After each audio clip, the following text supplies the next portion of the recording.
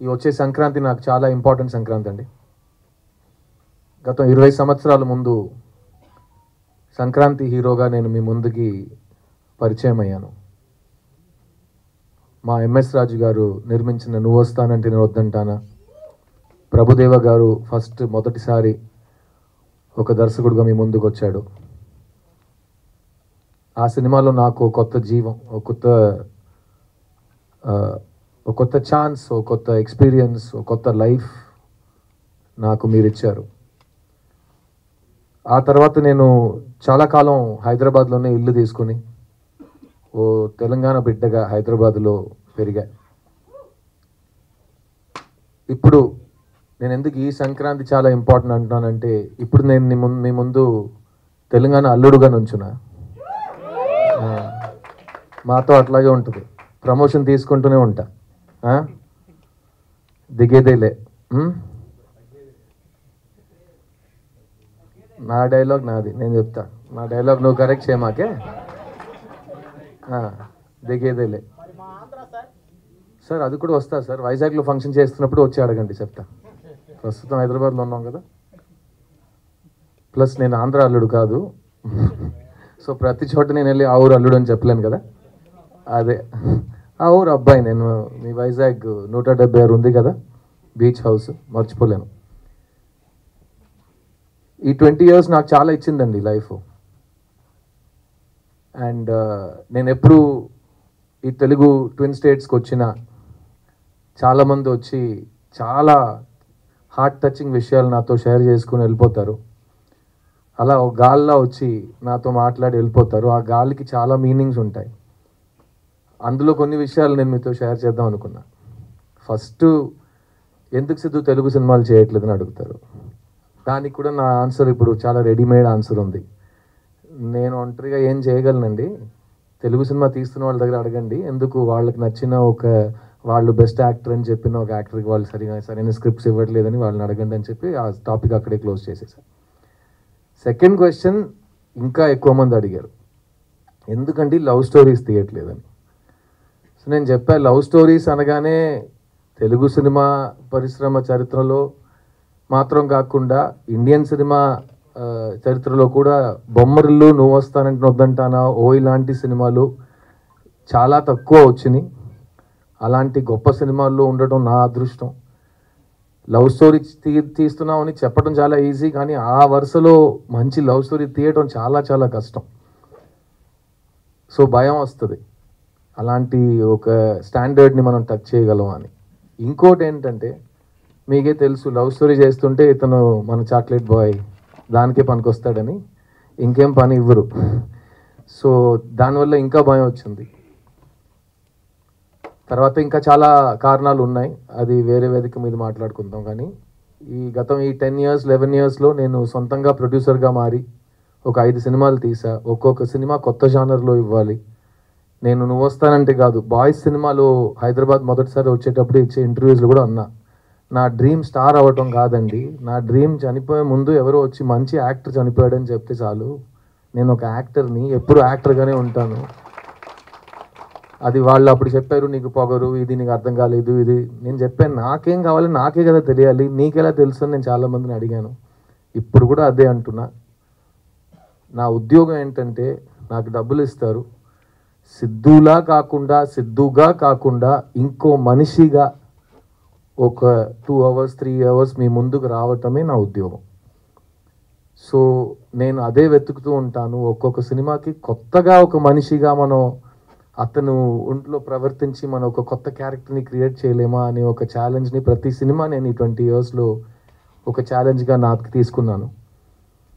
ఆ వరుసగా వస్తున్నప్పుడు మీ ముందు ఈ ప్రీవియస్ 5 films కూడా నా సినిమాలు అన్నీ డబ్ అయి వస్తున్నాయి ఇక్కడ తెలుగులో. అప్పుడు కూడా street love story, pure love story ఎందుకు చేయట్లేదంటే, నేను 10 years నుంచి మీ దగ్గర లవ్ స్టోరీ ఉందంటే నా ఇంటికి రావద్దు ప్లీజ్, నేను విన్నను. అలా మీరు ఫోర్స్ చేసి నన్ను వినే పరిస్థితికి పుష్ చేసినా నేను ఆ సినిమా చేయను అని ఒక ఫిక్స్ అయ్యా. ఆ టైంలో నా కెరియర్ రీలాంచ్ అయినట్టు ఒక సినిమా నేనే నాకు ఇచ్చుకున్నా. ఆ సినిమా పేరు చిత్తా, తమిళ్లో. అది తెలుగులో చిన్నగా మీ ముందుకు వచ్చింది. ఆ చిత్తా సినిమా నా లైఫ్నే మార్చేసింది. ఎందుకంటే అది చాలా పెద్ద కమర్షియల్ బాక్స్ ఆఫీస్ సక్సెస్.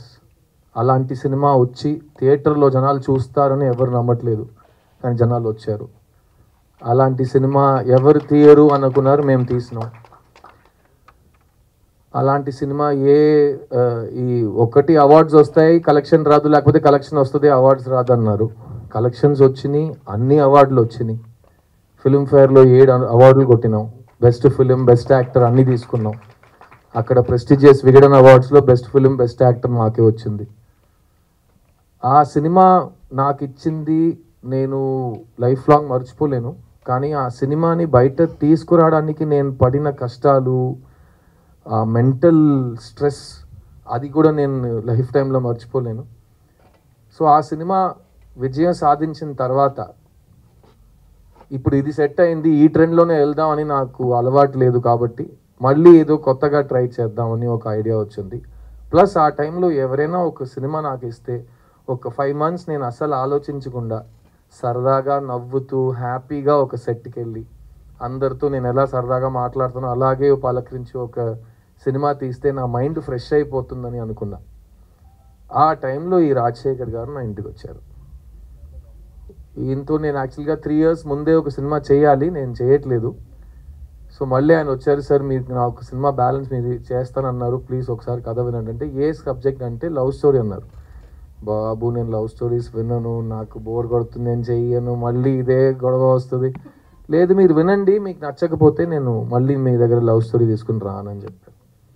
సరే ఓకే మీ ఇష్టం అని చెప్పి వినటం మొదలెట్టా. ఫస్ట్ లైన్ ఒకటి చెప్పారు, ఈ ప్రపంచంలో మీకు నచ్చని ఒక అమ్మాయి దగ్గరికి వెళ్ళి మీరు లవ్ చెప్తారు సార్ అని. అదేంటి నచ్చని అమ్మాయికి ఎందుకు లవ్ చెప్తానంటే, అదే సార్ నా లైను అన్న. సరే ఓకే ఫస్ట్ స్టేజ్ బాగానే ఉంది, కథ చెప్పాను. సో కథ చెప్పాడు. నాకు కథ చాలా నచ్చింది. నాకు ఒక లవ్ స్టోరీ నచ్చడానికి కారణాలు ఎప్పుడు మారవు. ఫస్ట్ హీరోయిన్ క్యారెక్టర్ బాగుండాలి, సెకండ్ జంటగా వాళ్ళిద్దరూ ఎందుకు ప్రేమిస్తున్నారని నాకు అర్థం అవ్వాలి. ఎందుకంటే లవ్ స్టోరీలో ఫస్ట్ అమ్మాయి నచ్చాలి అందరికీ. అమ్మాయి నచ్చితే అబ్బాయి ఎందుకు అమ్మాయి వెంట పడుతున్నారని అర్థమవుతుంది. తర్వాత వీళ్ళిద్దరు లాజిక్ కరెక్ట్గా ఉంటే జంటగా వాళ్ళు అట్రాక్టివ్గా ఉంటారు. ఆ జంటని మనం ఎంత లవ్ చేస్తామంటే సినిమా అయ్యే వరకు మనం వీళ్ళు చేరాలని మనం హోప్ చేయటం మొదలెడతాం. అదే లవ్ స్టోరీది పెద్ద సక్సెస్. సో అది నాకు ఈ సినిమాలో అనిపించింది. అండ్ ముఖ్యంగా నేను చెప్పినట్టు ఈ కథలో ఎక్కడ ఒక నెగిటివిటీ లేదు, ఒక వైలెన్స్ లేదు, ఒక బ్లడ్ షెడ్ లేదు, ఒక కడుపు మంట లేదు, ఒక ఏ నెగిటివ్ ఇమోషన్స్ లేకుండా ఒక ఘోరమైన విల్లన్ ఎవరు లేరు, అలా రక్త చుక్కలు పడుతుంటే అలా ఏం లేదు. ఒక feel good easy breezy cinema, feel good entertainer, breath of fresh air అంటారు కదా, అలాంటి ఒక సినిమా ఇది. ఈ మధ్యకాలంలో నువ్వు వస్తానంటే బొమ్మరిల్లు లాంటి సినిమాలు చేసేటప్పుడు కాలేజ్ చదువుతున్న అమ్మాయిలు అబ్బాయిలు వాళ్ళకి పెళ్ళయి వాళ్ళకి పిల్లలు పుట్టి ఆ పిల్లలు ఈరోజు కాలేజ్కి వెళ్ళే వయసుకి వచ్చారంట. సో ఆ అమ్మాయిలు అబ్బాయిలు నాతో వచ్చి చెప్పారు, సార్ మీరు ఎందుకు లవ్ స్టోరీస్ చేయట్లేదు అంటే, నేను ఇలా సైంటిఫిక్గా కారణాలు చెప్తుంటే వాళ్ళు ఒకటి చెప్పారు, సార్ మీ సినిమాలు చూసి మా లైఫ్ చాలా ఇన్ఫ్లుయెన్స్ అయింది సార్. ఎందుకంటే మేము ఇన్ఫ్లుయెన్షియల్ ఏజ్లో ఉన్నప్పుడు మీరు పోర్ట్రే చేసిన కుర్రోళ్ళు అంటే ఇలా కూడా ఉంటారు, డీసెంట్గా ఉంటారు, మంచి ఫ్యామిలీస్ నుంచి మంచి పేరు తెచ్చుకుని మంచిగా చదువుకుని మంచి అమ్మాయిని ప్రేమిస్తారు అన్నట్టు అబ్బాయిలు మీరు చూపించారు మాకు. అది మాకు సిద్ధు లాంటి ఒక పెళ్లి కొడుకు దొరుకుతాడా అని మేము హోప్ చేసాం. అలాగే మేము కూడా లైఫ్ సెట్ చేసుకున్నాం. సో మాకు కరెక్ట్గా హస్బెండ్ సెట్ అవ్వడానికి మీరు ఒక ఇన్స్పిరేషన్ అన్నారు. ఇప్పుడు మా పిల్లలకి మీ సినిమాలు చూపించి ఎలాంటి మంచి ఫ్యామిలీ, ఎలాంటి మంచి క్యారెక్టర్, ఎలాంటి మంచి లవ్ ఉంటుంది అని మేము కూడా మా పిల్లలకి చూపిస్తున్నాం అంటే నాకు అది చాలా టచింగ్ అనిపించింది. అండ్ అలాంటి సినిమాలు మనం లాస్ట్ 10 years మిస్ అయ్యాం అని ఫీల్ అయ్యింది. అదన్నీ కలిసి వచ్చి ఈ మిస్ యూ సినిమా చేయటం జరిగింది. అండ్ ఆ సినిమాతో మీ ముందుకు వచ్చాము మేము 29th November సినిమా రిలీజ్ అవుతుంది. మెయిన్గా ఏంటంటే ఇన్ని సంవత్సరాలు ఎందుకు లవ్ స్టోరీ చేయట్లేదు అని అడిగే ప్రేక్షకులకి ఇప్పుడు నేను చేశా. ఇప్పుడు ఈ సినిమాని మీరు వెళ్ళి థియేటర్లో చూడండి. మీకు నచ్చితే కనుక ఈరోజు సోషల్ మీడియా కానీ మన లైఫ్లో కానీ నెగటివిటీయే చాలా ఫాస్ట్గా స్ప్రెడ్ అవుతుంది. ఒక ఇమోజీస్లో కూడా మంచి ఇమోజీస్ కంటే దారుణమైన ఇమోజీసే ఫాస్ట్గా స్ప్రెడ్ అవుతున్నాయి. సో అలాంటి ఒక టైంలో ఉన్నప్పుడు పాజిటివ్ విషయాల్ని ఇంకా అరిచి మనం అందరికీ తెలిసేలా చేయటం మన బాధ్యత. సో ఈ మిస్ యూ సినిమా నా ఫ్యాన్స్ వస్తారు, నా కోసం వస్తారు థియేటర్కి. ఈ ఇండస్ట్రీ నుంచి ఎవరు అక్కర్లేదు, నాకు ఎవరు ఐఎస్ఐ మార్క్ స్టాండర్డ్ ఇవ్వక్కర్లేదు. నా ఫ్యాన్స్, మా ప్రేక్షకులు వస్తారు, దేవుళ్ళు వస్తారు. వాళ్ళు వచ్చి ఈ సినిమా బాగుందంటే కాలర్ ఎప్పుకుని మా సిద్ధు వచ్చాడు రోయ్, ఒక మంచి లవ్ స్టోరీ తెచ్చాడు రో అని బయటకు వెళ్ళి చెప్పండి. అందరూ వచ్చి సపోర్ట్ చేస్తారు. ఎందుకంటే ఒక మంచి సినిమా థియేటర్లో ఉన్నప్పుడు మనం సపోర్ట్ చేయకపోతే అలాంటి సినిమా మళ్ళీ రాదు. ప్లస్ నేను 10 కారణాలు మళ్ళీ చెప్తాను ఎందుకు లవ్ స్టోరీ చేయట్లేదని. ఇంకా 10 సంవత్సరాలకి ఇంకా దారుణం ఏంటంటే ఇంకా 10 సంవత్సరాల తర్వాత నేను చూడడానికి ఇలాగే ఉండబోతున్నా. అది మా ఫ్యాన్స్కి తెలుసు, అర్థమైందా? సో స్టాక్స్ అలాగే ఉన్నాయి, వైల్ స్టాక్స్ లాస్ట్ అన్నట్టు స్టాక్స్ ఉన్నాయి. సో మీకు లవ్ స్టోరీ మళ్ళీ కావాలంటే ఈ సినిమా కరెక్ట్గా విజయం సాధించిందంటే నేను మళ్ళీ లవ్ స్టోరీలు చేస్తాను. లేకపోతే చాలా పనులు ఉన్నాయి మాకు కూడా. ఎందుకంటే ఏ సినిమా థియేటర్కి వెళ్ళాలి, మంచి యాక్టింగ్ అంటే ఏంటి, ఇవన్నీ మేము ఇప్పుడు ఉన్న ఇన్ఫ్లుయెన్సర్స్ దగ్గర నేర్చుకోకర్లేదు. నేను నా లైఫ్లో హాఫ్ పైన ఇయర్స్ నేను యాక్టర్గా ఉన్నా. అండ్ నేను అప్పుడు చేసిన పనులు కానీ ఇప్పుడు చేస్తున్న సినిమాలు కానీ ఒక్కొక్క సినిమాకి నేను ప్రాణం పోస్తాను. ఎందుకంటే ఆడియన్స్కి ఒక సినిమా 2.5 hours, నాకు సినిమా ప్రతి సంవత్సరం 365 days. ఎందుకంటే నాకు ఇంకేం తెలియదు. సో నేను 365 days ఈ పనిలోనే ఉంటా. అండ్ ఈ మిస్ యూ సినిమా నాకైతే చాలా నచ్చిందండి. అండ్ ఈ రోజుల్లో ప్రతిదానికి ట్రోల్ చేస్తున్నారు. అది ట్రోలింగ్ అంటే ఎప్పుడు అది పాతగా, అప్పుడు ఆ టైం నుంచి ట్రోలింగ్ ఉంది. ఒక మంచి విషయం చెప్పినా 10 మందిలో 2 యాదవులు ఏదో ఒక ట్రోల్ చేస్తారు. ముందు కూడా అలాగే మాట్లాడేవారు. ఇప్పుడు ఆ 2 యాదవులకే మనం ఎక్కువ మైకులు ఇస్తున్నాం. వాళ్ళకే చాలా ఫాలోయింగ్స్, లైక్, షేర్, సబ్స్క్రైబ్ చేస్తే వాళ్ళు స్టార్లు అయిపోయారు. ఇప్పుడు ఎదవని ఎలా మనం ట్రోల్ చేయాలని నాకు అర్థం కావట్లేదు. సో ఈ సినిమా కూడా ఆ ట్రోలింగ్ ఎదవలు ప్లీజ్ ఫస్ట్ టికెట్ కొనుక్కుని నీ ఇష్టం, నీ అబ్బాయి ఏమేం చేసుకో. టికెట్ కూడా కొనుక్కోకుండా ఇంట్లో బ్రషింగ్ కూడా చేయకుండా నువ్వు వచ్చి మొత్తం హేటింగ్ చేస్తున్నావు. సో ఫస్ట్ ఒక మంచి పద్ధతితో టికెట్ కొనుక్కుని సినిమా చూసి నీకు ఏం చెప్పాలో నువ్వు చేసుకో. ఈ జానర్లో నీలాంటి నెగిటివ్ స్ప్రెడ్ చేసే వాళ్ళకి చాలా తక్కువ పని. ఎందుకంటే లవ్ ఉన్నంత వరకు హేట్ సరిపోదు, ఓడిపోతూనే ఉంటుంది. ఈ సినిమాలో లవ్ ఉంది, ఈ సినిమాలో మీ సిద్ధు ఉన్నాడు. కానీ ముఖ్యంగా ఈ సినిమాలో ఒక మంచి కథ. 20 years ముందు మేము ఎలాంటి సినిమాలతో మేము ముందుకు వచ్చామో, అప్పుడు పాన్ ఇండియా, పూన్ ఇండియా ముందు నేనే ఫస్ట్ మల్టిపుల్ లాంగ్వేజెస్ చేసి సొంత గొంతులో డబ్బింగ్ చేసి 3 మీడియాల ముందు ప్రెస్ మీట్ చేసి నేను ఫస్ట్ చేసేవన్నీ. సో అలాంటివి ఇప్పుడు ఇది పాన్ ఇండియా సినిమా కాదు, ఇది తమిళ్ తెలుగులో వచ్చిన సినిమా. ఇంకా 2 years వెయిట్ చేయండి. ఒకే లాంగ్వేజ్లో తీసి ఏఐలో ఒక బటన్ నొక్కితే అది మా నోట్ని మొత్తం మూవ్ చేసి మీకు తెలుగు స్ట్రైట్ డబ్బింగ్ లాగా కనిపిస్తుంది. ఇంకా 2 years వెయిట్ చేస్తే అది కూడా వచ్చేస్తుంది. ఇంకా 10 years వెయిట్ చేస్తే మేము ఇంట్లో కూర్చోవచ్చు, హాలోగ్రామ్ పెట్టుకుని సినిమా తీసేస్తారు. సో అంతకుముందు మంచి సినిమాలు ఎంత వస్తాయో మనం చేసేస్తాం. ఈ మిస్ యూ సినిమా ఒక తమిళ తెలుగు ఫిలిం, మన నేటివిటీకి తగ్గట్టుగా ఇప్పుడు ఉన్న యూత్కి. ఒక పెద్ద మనిషి నాతో చెప్పాడు, మీరందరూ ఫ్రెష్నెస్ కొత్తగా చేయాలని వెతుకుతూనే ఉంటారు, కానీ మీకు ఒకటి తెలుసా, నాకు ఏజ్ 90 అయ్యింది. ఒకే సినిమాని 20 yearsకి ఒకసారి మళ్ళీ తీస్తూనే ఉండాలి. ఎందుకంటే నువ్వు లవ్ స్టోరీ తీస్తున్నావు అంటే ఆ టైంలో 18 to 30 ఉన్నవాళ్ళు యూత్ అనుకుంటారు, వాళ్ళకి లైఫ్లో ఇలాంటి లవ్ నేను చూడలేదని అనిపిస్తుంది.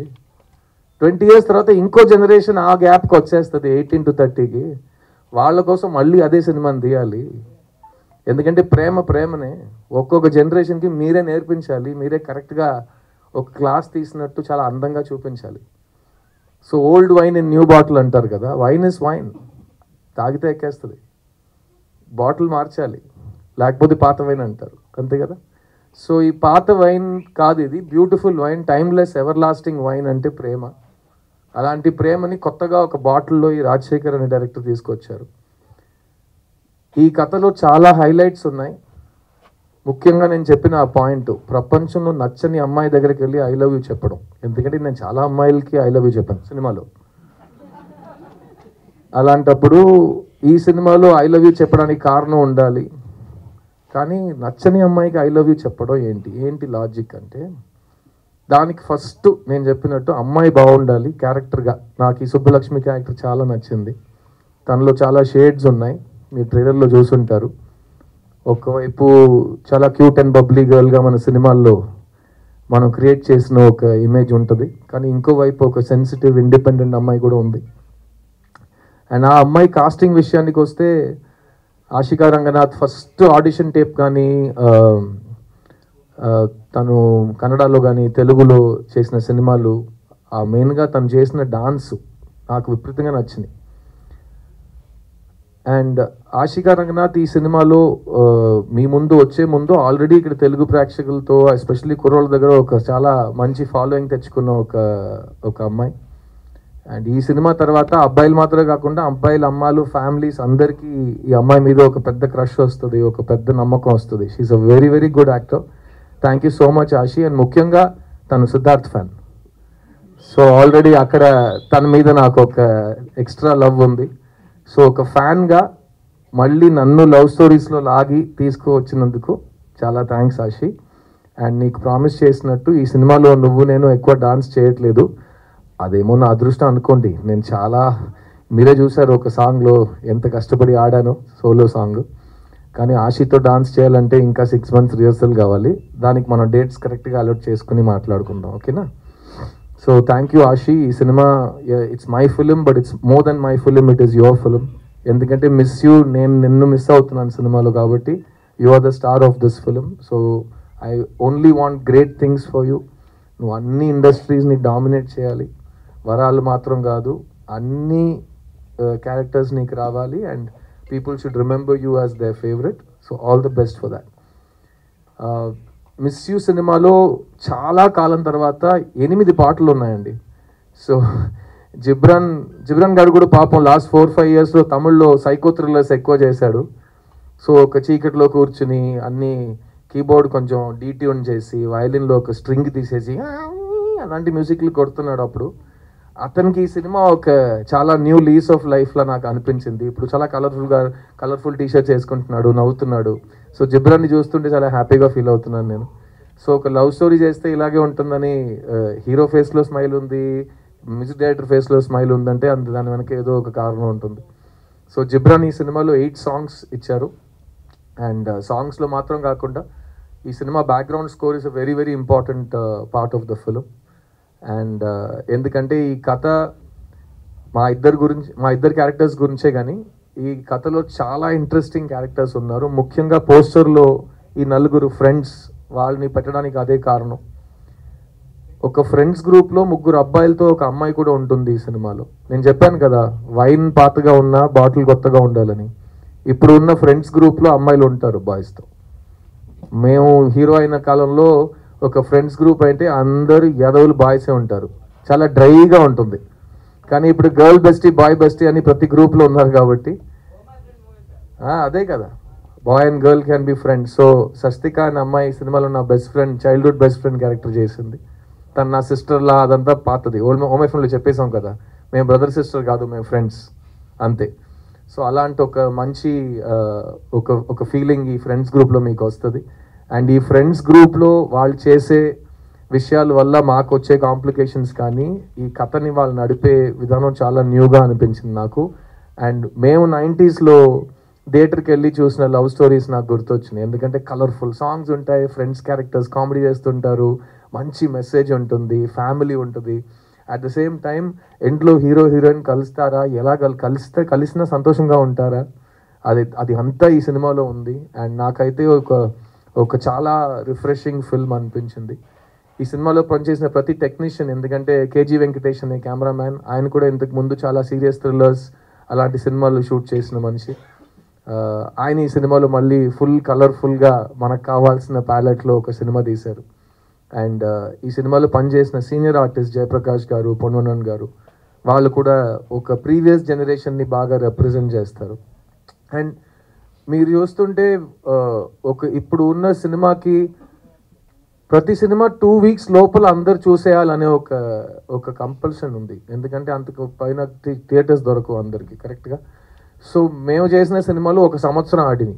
ఇప్పుడు 1 సంవత్సరంలో చూసిన వాళ్ళు మా వ్యక్తులు అందరూ 2 weeksలో చూడాలంటే అందుకే ప్రమోషన్స్ ఇంకా గట్టిగా 10-20 times అయిపోయినాయి. అంత అరుస్తూనే ఉన్నాం, ప్లీజ్ ప్లీజ్ ప్లీజ్ ప్లీజ్ రండి అని క్రౌడ్ హైప్ అని. ఈ సినిమాకి నాకు హైప్ ఎక్కించక్కర్లేదు, బికాస్ ఇది లవ్ స్టోరీ. ఒక షో తర్వాత లవ్ స్టోరీ బాగుందంటే ఆ లవ్ హైప్ ఆటోమేటిక్లీ బయటకు వెళ్ళిపోతుంది. అది మీరు 20 years తర్వాత రిలీజ్ కోసం వెయిట్ చేయక్కర్లేదు. ఆ ఫస్ట్ 6 monthsలోనే సినిమాకి మంచి పేరు వచ్చేస్తుంది. ఈ జనరేషన్ చాలా ఫాస్ట్ కాబట్టి. సో ఈ సినిమా ఒక లవ్ స్టోరీ, ఒక ఫ్యామిలీ స్టోరీ. ముఖ్యంగా ఇది ఒక సిద్ధు సినిమా. మీరు సిద్ధార్థ్ అంటే ఎలాంటి సినిమాలు ఫస్ట్ తీస్తున్నాడో, ఎలాంటి సినిమాలు తీయట్లేదు, ఏ సినిమాల్ని మీరు మిస్ చేశారు, ఏ సినిమాలు నేను కోల్పోయాను, ఆ సినిమాలు అన్నీ కలిపి ఒక సినిమాగా ఉంటుంది. అండ్ ఈ సినిమా తర్వాత నేను మళ్ళీ ఎప్పుడు లవ్ స్టోరీ చేస్తాననేది నేను ఆల్రెడీ ముందు చెప్పినట్టు ఆడియన్స్ చేతిలో వదిలేస్తున్నాను. ఈ సినిమాతో ఫస్ట్ టైం సినిమాకి వస్తున్న శామ్యూల్ మాథ్యూ, ఆయన గురించి 2 మాటలు చెప్తాను. First of all excellent producer. Rajasekhar అడిగింది, నేను అడిగింది అంతా సినిమా కోసం ఆయన ఇచ్చారు. అండ్ మీరు ఆయన మాట్లాడటం చూశారు, ఒక కార్పొరేట్ సీఈఓలో మాట్లాడతారు, ఒక బ్రాండ్ లాంచ్కి వచ్చినట్టు మంచి బ్లూ షర్ట్, బ్లూ జీన్స్. ఆయన్నే మీరు ఒక హీరో ఎల్డర్ బ్రదర్గా కాస్ట్ చేయొచ్చు, అలాంటి ఒక లుక్లో ఉంటారు ఆయన. బట్ ఇలాంటి ప్రొడ్యూసర్స్ మాకు చాలా అవసరం అండి సినిమాలో. బికాస్ టైంకి సినిమాలు కంప్లీట్ చేసి అందరికీ టైంలకి డబ్బులు ఇచ్చి కరెక్ట్గా మీడియా ఈవెంట్ అంటే ఎలా ప్లాన్ చేయాలో దాన్ని ప్లాన్ చేసి చేయటం అన్నీ నాకు చాలా కంఫర్టబుల్గా ఆయనతో పని చేయటం జరిగింది. So welcome to cinema Samuel Matthew, and I wish you all the best. ఈ సినిమా తమిళ్లో మాత్రం, తెలుగులో మాత్రం కాకుండా అన్ని లాంగ్వేజ్లో రీమేక్ అవుతుంది. ఎందుకంటే మా పద్ధతి ముందు అలాగే ఉంటుంది కదా. ఒక సినిమా బాగుంటే తెలుగు ప్రేక్షకులు దాన్ని హిట్ చేస్తే దాన్ని 8 లాంగ్వేజ్లు తీస్తారు. 2 వారాల్లో ప్రతి లాంగ్వేజ్లో డబ్ చేసి చూపించాల్సిన అవసరం లేదు. So wishing you all the best. ఎందుకంటే it's a very very beautiful script. ఈ సినిమా రాసిన అశోక్ అండ్ రాజశేఖర్కి నా కంగ్రాచులేషన్స్. ఎందుకంటే ఈ 2024లో ఇలాంటి ఒక సెన్సిటివ్ స్వీట్ లవ్ స్టోరీ రాయటం చాలా కష్టం. ఎందుకంటే ఈ జనరేషన్ కుర్రోళ్ళు, అమ్మాయిలు చాలా ఫాస్ట్ అయిపోయారు. వాళ్ళు థియేటర్కి వచ్చేటప్పుడు, మేమైతే థియేటర్కి వెళ్తున్నాం అంటే ఆ వారం మొత్తం ఆ థియేటర్కి వెళ్తున్నాం అని వెయిట్ చేస్తుంటాం. ఇప్పుడు వీళ్ళు థియేటర్ లోపలికి వచ్చేటప్పుడు పాకెట్లో వాళ్ళకి ఇన్ఫర్మేషన్ యూనివర్స్ ఉంది, ఫోన్ అని, అందులో ఫుల్ ఎంటర్టైన్మెంట్ ఉంది. సో మీరు 2 seconds వాళ్ళని డిస్కనెక్ట్ చేస్తే వాళ్ళు ఫోన్కి వెళ్ళిపోతున్నారు. సో నెక్స్ట్ ఏం జరగబోతుందని వాళ్ళు చాలా ఫాస్ట్గా గెస్ట్ చేస్తున్నారు. అండ్ గెస్ట్ చేసిన తర్వాత అలాగే జరుగుతుందంటే వాళ్ళు మీకు ఇంకా టైం ఇవ్వనని చెప్పి ఫోన్కి వెళ్ళిపోతున్నారు. సో అలాంటి డిస్కనెక్ట్ అవ్వకుండా, నెక్స్ట్ ఏం జరగబోతుందని తెలియకుండా చాలా రిఫ్రెషింగ్గా ఒక స్క్రీన్ ప్లే, చాలా ఇంట్రెస్టింగ్ అయిన ఒక ఎడిట్. సో ఈ సినిమా అన్నీ ఒక మంచి కమర్షియల్ లవ్ స్టోరీకి ఏం కావాలో అన్ని ఎలిమెంట్స్ చాలా జాగ్రత్తగా చేయబడినాయి. అండ్ మంచి దానికి ఎప్పుడు మంచి రిజల్ట్ ఉంటుంది. సో ప్రతి దాంట్లో ఒక పాజిటివ్ ఉంది. సో నేను నా రిటర్న్ టు లవ్ స్టోరీస్లో చాలా పాజిటివ్స్ని చూస్తున్నా. అండ్ ఈ సినిమా తర్వాత మళ్ళీ నాకు మాత్రం కాదు, ఎందుకంటే నాకు ఈ సంవత్సరం రియల్ లైఫ్లో కూడా చాలా ప్రేమ పుట్టింది, చాలా మంచి విషయాలు జరిగినాయి, చాలా అదృష్టవంతుడు అయిపోయాను నేను. కానీ ఈ సినిమా తర్వాత మిగతా వాళ్ళు కూడా మా లైఫ్లో ఒక లవ్ స్టోరీ మనం చేస్తామని, ఎక్కువ లవ్ స్టోరీస్ రాస్తారు, మళ్ళీ లవ్ స్టోరీస్ తీస్తారని నేను నమ్ముతున్నాను. ఆ రిజల్ట్ మొత్తం ఆడియన్స్ చేతుల్లో ఉంది. సో November 29th నేను మిమ్మల్ని థియేటర్లో కలుస్తాను. మళ్ళీ చెప్తున్నా, ఇంతవరకు లాస్ట్ 4-5 years నేను ఎప్పుడు స్టేజ్ ఎక్కి మైక్ పట్టుకున్నా నా టైం వస్తుందని చెప్పాను. ఈసారి చెప్తున్నా, నా సినిమా వస్తుంది రోయ్, అందులో లవ్ ఉంది రోయ్, వచ్చి ఫ్యామిలీతో పండగ చేసుకుని రోయ్ అంట. సో November 29th థియేటర్లో కలుద్దాం. Thank you once again to Asian Suresh films. వాళ్ళు always supported me, Sunil garu కానీ సురేష్ బాబు గారు కానీ, Dev always supported me. And నేను సినిమాకి వచ్చే కాలం నాకు ఇంకా గుర్తుంది. రామనాయుడు గారు నాకు ఇచ్చిన అడ్వైస్, ఆయనతో నేను స్పెండ్ చేసిన టైం, అండ్ ఇవన్నీ నేను లైఫ్ లాంగ్, నేను చెప్పాను కదా, more than half my life I've been an actor and more than half of that I've been a Telugu hero. So it will always be part of me. నేను ఈరోజు ఎక్కడ వెళ్ళి ఏం చేసినా నా అచీవ్మెంట్స్లో 50% మీదే. అండ్ ఇంకా ఫ్యూచర్లో అలాగే ఉంటుంది అనుకుంటున్నా. అండ్ సో నేను నెక్స్ట్ తెలుగు సినిమా స్ట్రైట్గా ఎప్పుడు చేస్తానని ఇక్కడ ఇండస్ట్రీతో అడిగి నాకు బోర్ కొట్టింది, వాళ్ళని అడగను. కానీ మీడియా వాళ్ళు మీ ముందు చెప్తున్నాను, నా ప్రేక్షకులకు చెప్తున్నాను, మీకు కావాలంటే ఎవడేం ఆపలేడు. సో మీకు కావాల్సినట్టు మీరు చేయండి, అదే జరుగుతుంది. సో ఫస్ట్ 29 నవంబర్ ఒక ఎగ్జామ్ ఉంది, నాకు హాల్ టికెట్ తీసుకున్నా, వచ్చి సినిమా చూడండి, దాని తర్వాత మాట్లాడుకుందాం.